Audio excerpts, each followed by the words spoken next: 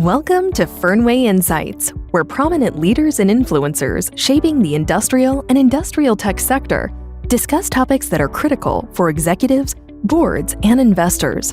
Fernway Insights is brought to you by Fernway Group, a firm focused on working with industrial companies to make them unrivaled segment of one leaders. To learn more about Fernway Group, please visit our website at fernway.com.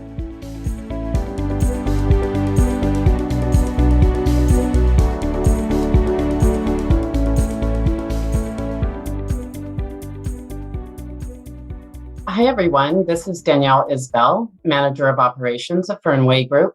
Welcome to another episode of the Fernway Insights podcast. Today, we continue with our focus on transformation in industrials, and our guest is Mr. Brett Cope, President and CEO at Powell Industries, a role he's held since October 2016.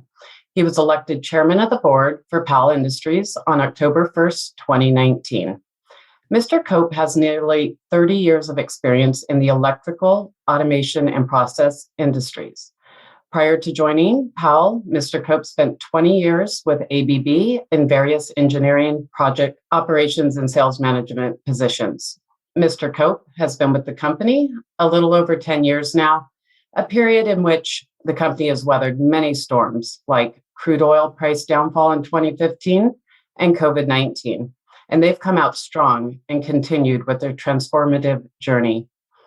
And with that, I welcome Brett Cope. Brett, welcome to our podcast. Delighted you're here today to talk to us about Powell Industries and your own journey. Thank you, Danielle. I'm really pleased to be here. And as I noted earlier, I think this is my first ever podcast. So thank you for the opportunity.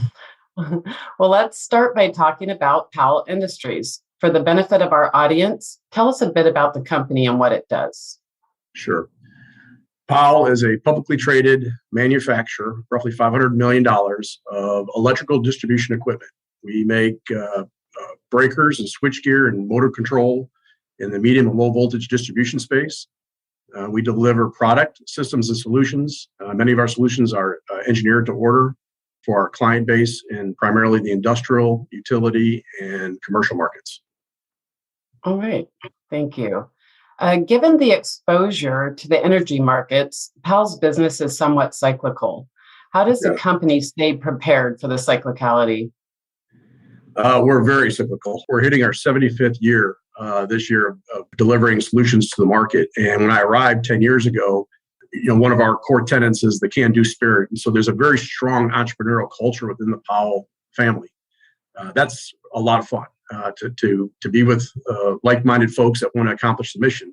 The challenge is during the cycles is without process and structure, we are sometimes slow to the ramp, and sometimes whether the ramp's up and down depending on the cycle. So in the last 10 years, we spent a lot of time in our teams building out process and structure, from understanding the risk of the project that we're looking at with our clients, understanding the risks of the company, understanding our supply chain, building out the supply chain from a process standpoint.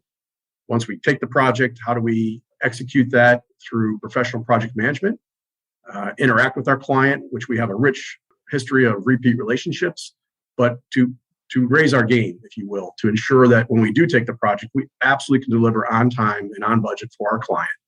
And that process is all about the people, understanding that whether it's an up cycle or down cycle, how do you plan?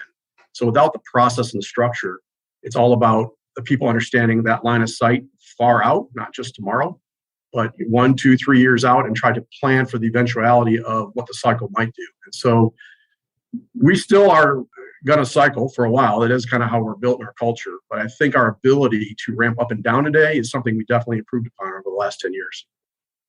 Yeah, wonderful. So before the pandemic hit, Powell was ascending from a cyclical trough that ended in 2017 and was on track to hit all-time highs on stock price. Tell us how COVID impacted your business, mostly I would say from a challenges perspective. What are you doing or have you done to address these challenges? Well, per your opening comments, I've been in the role 5 years now in the CEO spot to lead the company. And I would argue we're kind of in a third recession in the 5 years. So we had the oil crash 14, 15 when oil plummeted and we were all paying high gas prices. The pandemic, when it hit, definitely impacted mostly our industrial market very, very severely. Our order intake dropped down. The whole world, nobody really had a pandemic playbook. So we were immediately all concerned about the health and well-being of our teams. What does it mean? Powell has disaster playbooks, being a number of facilities located here in the Gulf Coast. We have a plan for that. But I can't tell you we had a pandemic plan. We do today. So we met every day for the better part of 6 months as a management team. We learned, we interacted with the board, we interacted with our teams, we interacted with our clients, and came out stronger as a result of that, understand how to work safely in the pandemic culture. And now the third wave, I would argue, is what I'll call the supply chain logistic kind of evolution as a result of the pandemic. It is definitely having an impact on companies like Powell in the manufacturing space, not just domestically here in the States, North America, but globally. And it's a new challenge. It's being laid upon and ongoing, hopefully end of the pandemic, but I don't think anybody can say that yet. So it's challenged folks. And the other point I would make about the COVID pandemic that I think we've recognized, or we believe, is that unlike other recessions where people leave the workforce and things happen and people cost out and look at smarter ways to be capital efficient, the COVID transition with new ways of working around the world and new models and the EV revolution that's happening around the world, the COVID pandemic is accelerating transformation across the world. And that's something that we talk a lot about here at the board and with the company about how to position for that, because it's coming quite quick as a disruptor. Yep, very true. So there are multiple trends that are shaping the electrical energy industry today, like shift to renewable energy, rise of energy storage, grid modernization, and energy efficient building codes. So what opportunities are emerging for Powell Industries because of those trends? Well, as I just noted, there are a lot of trends that are changing very fast. In the world of electrification, I believe Powell's at the right place at the right time. We're the last U.S. publicly traded company that actually manufactures intellectual property around the breaker. So we focus on about 38,000 volts and down. We call that medium voltage, and down below 1,000 volts is low voltage. So we develop solutions and build products here in North America. Most other competitors are building those offshore today. You'll find those international markets, but Powell's one of the last that builds it here in the States.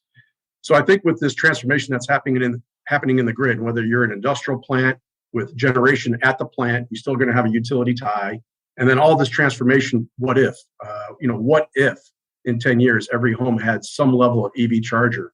The demand on the grid for bidirectional flow of electrical power is going to create a whole new tomorrow, and that's the space we're in. So one of the things we're doing at Powell is to think about the core, which is still the industrial project that we grew up knowing how to do, what our culture is centered around, but asking what else can we do or could we be with this change over the next 5 to 15 years. So if you think about Powell being a medium and low voltage distribution company and just saying, look, as opposed to just being an industrial, a lot of people do correlate because obviously a fair amount of our revenues are still tied to the industrial market, but we understand electrical distribution. So it is an on-off switch between the generating source, whether it's a turbine that's natural gas or it's solar or wind or battery. That flow of energy makes its way to bulk power transmission, whether that's a utility high voltage transmission or in your neighborhood or at an industrial plant. So it goes through a distribution device, yard solution. So I think there's an area for Powell for the future. And in the other end, when you transmit that power to the point of use, again, we know the industrial facility, a refinery, or a chemical plant very well. But you have to then, kind of like your home or your business, you go through a circuit panel and you distribute the power back out to its individual circuits. That's another area for distribution. So either side of transmission. So we're reframing the company to think about Powell as a distribution solutions company to attack and solve tomorrow's distribution needs on a quickly changing electrical landscape. So I'm very excited for the future for our company and what that means. Yeah, that's fascinating. We're going to talk now about your amazing career that you've had in the electrical automation space. Talk us through your journey about becoming CEO of Powell Industries. Sure. So I had a great start at a multinational company for 20 years of my career. Learned a lot about technology, got a chance to travel around the world and see the world. I started as an engineer coming out of Miami of Ohio. I wanted to be the world's best engineer, to go out and solve problems. I was really into automation. I am still today pretty jazzed around robotics and taking computers to control things to make life better. I think that was what really drove me in my early years. I got lured into the marketing sales side within the 3-4 years of starting at ABB, and that opened up a whole new future for me. I never thought I'd be on that side of the business, but that started a journey that really took me, started moving around quite a few different locations with the family. And the switch to Powell, it was a case of either, with ABB being multinational, I was ready to either go out in the world and move internationally and be an expat and tackle that next phase. It was pretty exciting prospect with my wife and I. But having always been in the project side of ABB, I was always enjoying taking all the different products that we made and going to a client and solving a problem. So the opportunity when just before we were thinking about going overseas, talk with somebody and early in my career, you could do your pros and cons list, and somebody said, at the end of the day, you can do all your lists, but all you have is your gut. Within 30 days of talking to folks at Powell, the fact that Powell's entire culture is built around solving solutions for customers, it was exactly in reflection who I had been and really who I wanted to continue to be. So we moved over to Powell to take a great brand, again, a North American, a different sort of management culture than I had grown up in, that wanted to take all its parts and represent the best of its brand to a client. So I enjoyed the challenge. I came over to Powell at the time that there was the first non-Powell family member was running the company. And I think looking back, it sort of played out over the last 10 years that was a challenge for the company to figure out a match between the leader and the culture. I'm very fortunate to have had the opportunity to step into the role, to have Tom's support, the board support, to have bonded with the culture over the last 10 years of the company. I'm still in a very steep learning curve, and every day is a challenge. I'm really, as I already noted, looking forward to the next 10 years of the company. I absolutely believe we're in a unique spot, especially in the ANSI electrical market, even though we play globally. The transformation that's happening right now is for me. I feel like it's Powell's ability the faster we can run, the faster we'll see the results for the company and for our shareholders. Yeah, that's a great story. So, like I mentioned before, Powell's weathered many storms since you've joined the company. Tell us, how did your experiences in the electrical industry prepare you for that, especially while being in the hot seat as the CEO? Yeah, well, as we kind of already covered, I feel like there's 3 hot seats in global challenges. I mean, I was participative, right, in the leadership team when I first joined Powell, and I do think the work we put into the process and the people has really done well to prepare us for these. Powell has a rich history of overcoming a lot of adversity. To when a client comes, we respond very quickly, whether it's on a project or modifying a product or developing a new product. Powell has a rich history of delivering quickly on that, and that's a strength of our culture. But the scale, that's where I really feel the process is a key part that really underpins that ability to grow and to do new things on a wider scale. Our challenge now is to fight from our strength. I want to continue to foster a culture that embraces our first 75 years to really be able to deliver those very difficult projects, because I absolutely believe nobody can do them like Powell. We can take the most complex of projects, take them apart, understand how to deliver them efficiently and safely and successfely. In my first 20 years, I can't tell you that's always the case. It's not easy. I sometimes tell people projects are not for the light of heart. They're long. We're a very long cycle business. Our challenge now is to add to the portfolio of Powell and to grab the transformation that we just talked about. Yeah.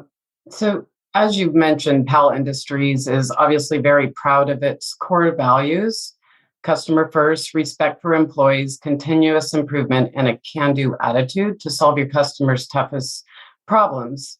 As a leader, how do you set the right tone so those values get ingrained throughout the entire organization?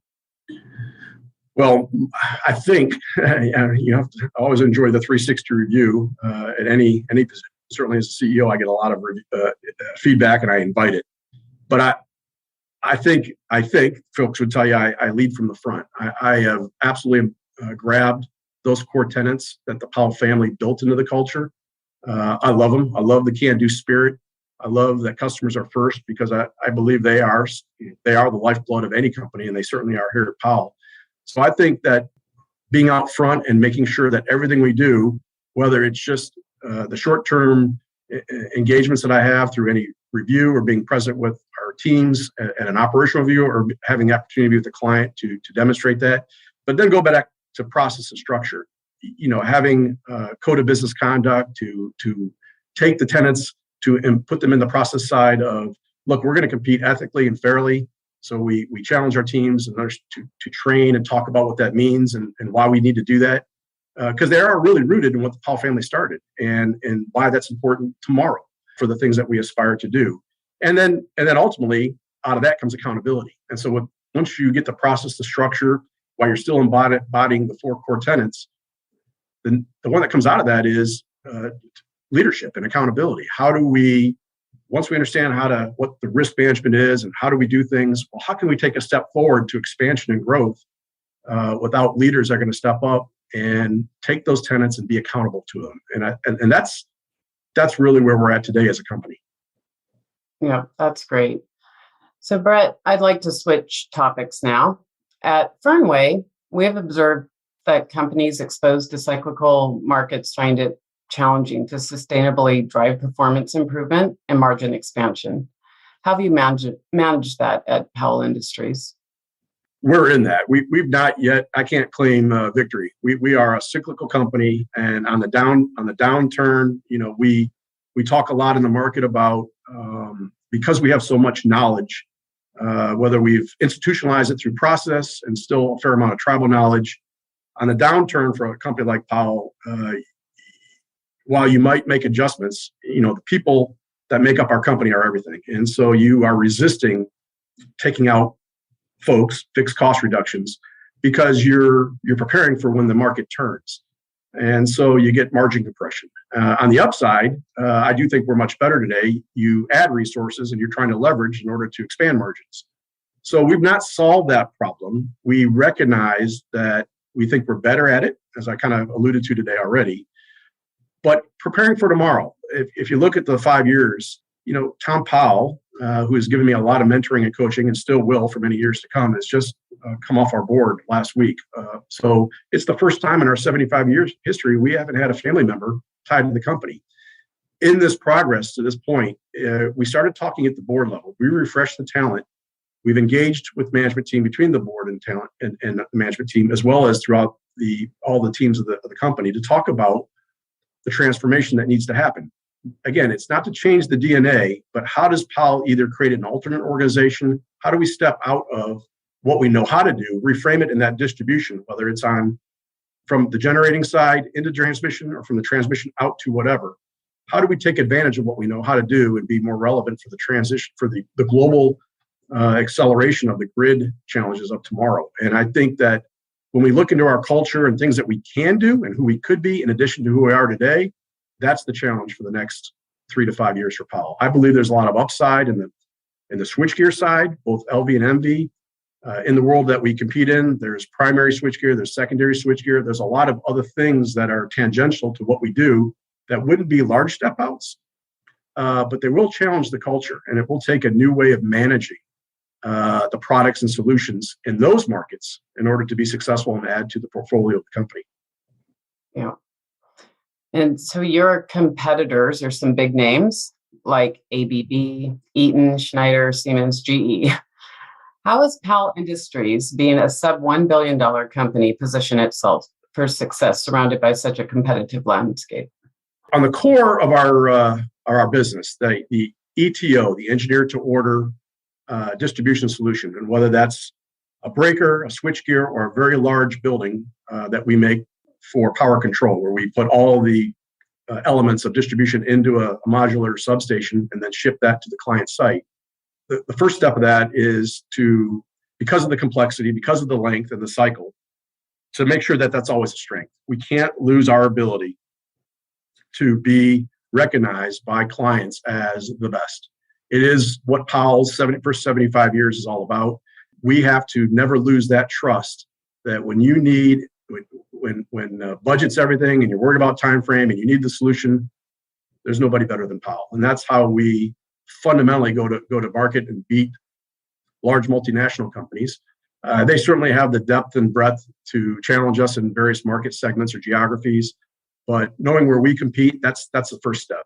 As we think about the future and some of the things I just talked about, we have to be cognizant of where we think we can make progress. Culture is important. There's a lot of books and thought leadership around culture, and we talk about that very openly and transparently about that next phase of Powell is to how can we move the culture forward in order to take advantage of these opportunities that are quickly changing and have people participate in that, and that it's not a fearful thing to add to the company, but how do we, again, accountability and excitement to drive that forward and show the opportunity to win and let people rise up to the challenge. It is a challenge. I'm learning a lot, as I mentioned at the outset, and this is a big opportunity for the company, and it's going to take the entire village of Powell here to move the needle, but I think we have it within us. Yeah, that's great. So, Brett, another thing we've observed while working with sub $1 billion industrial companies is that they find it challenging to attract top-notch talent. How have you addressed that? And based on that, what would your advice be to such companies?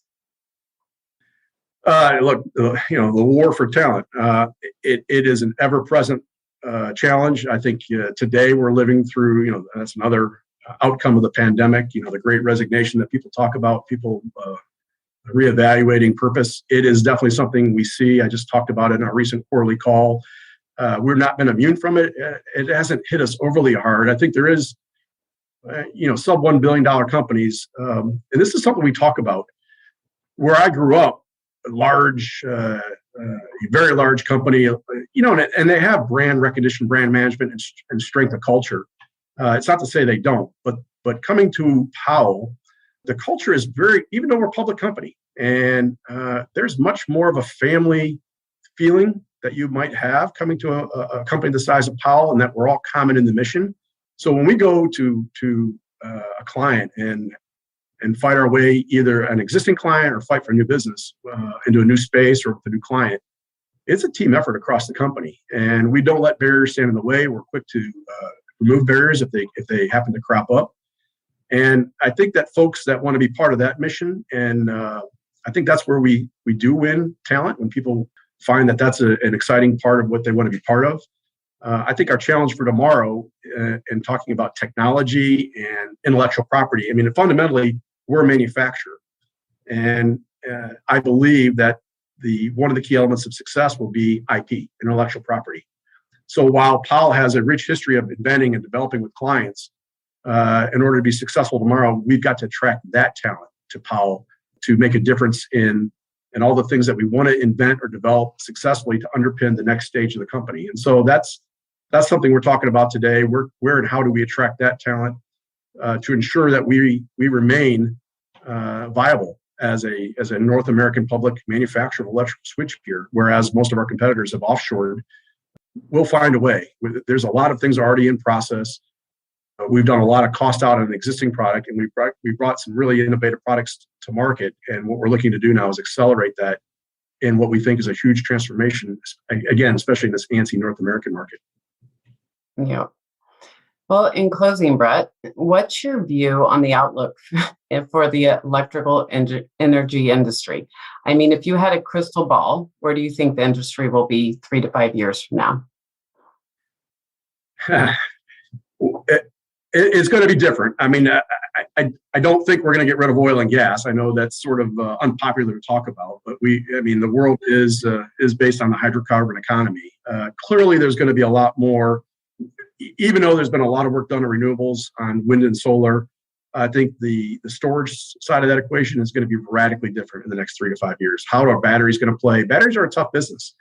I don't foresee Powell getting into, say, manufacturing batteries, but wherever you are in the energy chain, batteries are going to play a part. And so storing energy with on the AC side or the DC side of electrical energy. The renewables are only going to continue to be a larger part, but hydrocarbons aren't going to go away.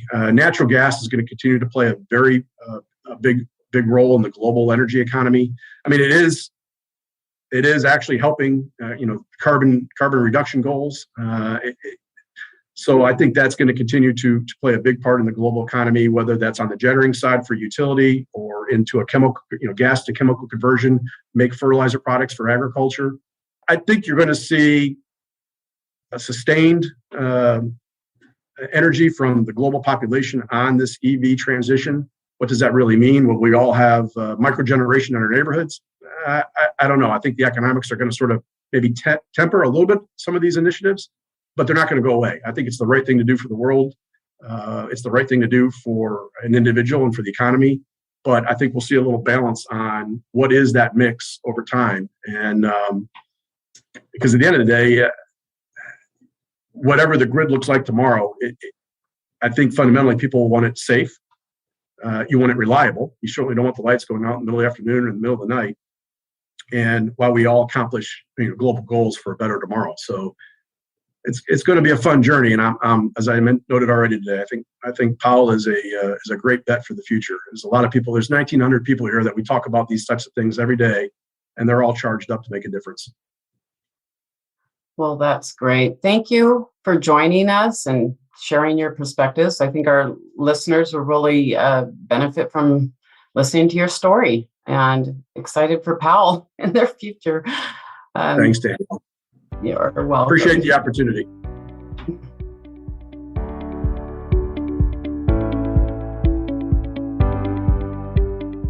Thanks for listening to Fernway Insights. Please visit fernway.com for more podcasts, publications, and events on developments shaping the industrial and industrial tech sector.